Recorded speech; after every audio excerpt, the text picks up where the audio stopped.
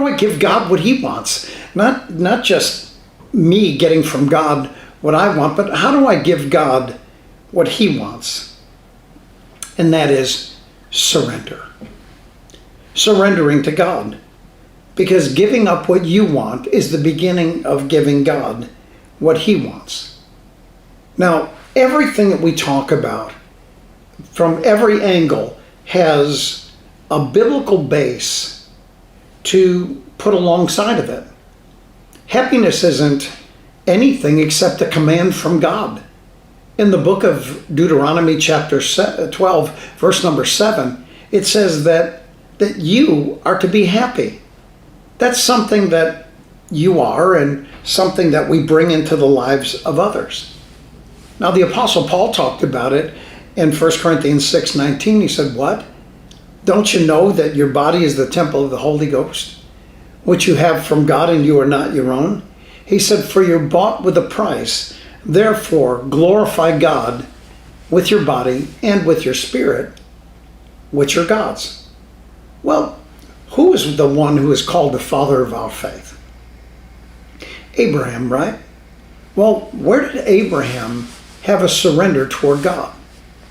In the book of Genesis, chapter 22, verse number 1, God speaks to Abraham and he says, Abraham says, here I am.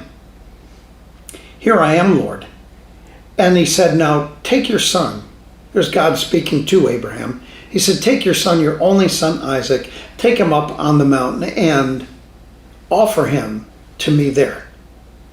This is what God is actually asking of Abraham. And in verse number 3, it says, and Abraham rose up early in the morning and saddled his donkey and took 2 of his young men with him and his son Isaac. He took him up on the mountain.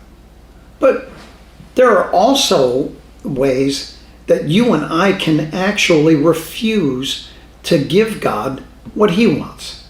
Now Saul, the first king of Israel, what he did was that instead of waiting for Samuel to come by and make an offering to the Lord, Saul went out to do it all by himself because he was afraid of what the people were going to do. Remember, fearing God actually gives God pleasure, but fearing man may actually give you what you're looking for at the moment, but you've actually destroyed your relationship with God when you did that. So here it was that Saul, he went out there and he dealt with the Amalekites, but he didn't do everything God wanted him to do. And Saul was then telling Samuel, hey, look, Samuel, I did everything God wanted me to do. And Samuel said, hey, look, what's this bleating of the sheep, this lowing of the oxen? He said, Samuel said, has the Lord as great delight in burnt offerings and sacrifices as he does in obeying the voice of the Lord? Why? Because Saul didn't obey God. Saul did what he wanted. The first thing that you need to do is you need to, in bringing God pleasure, is you need to obey God's voice.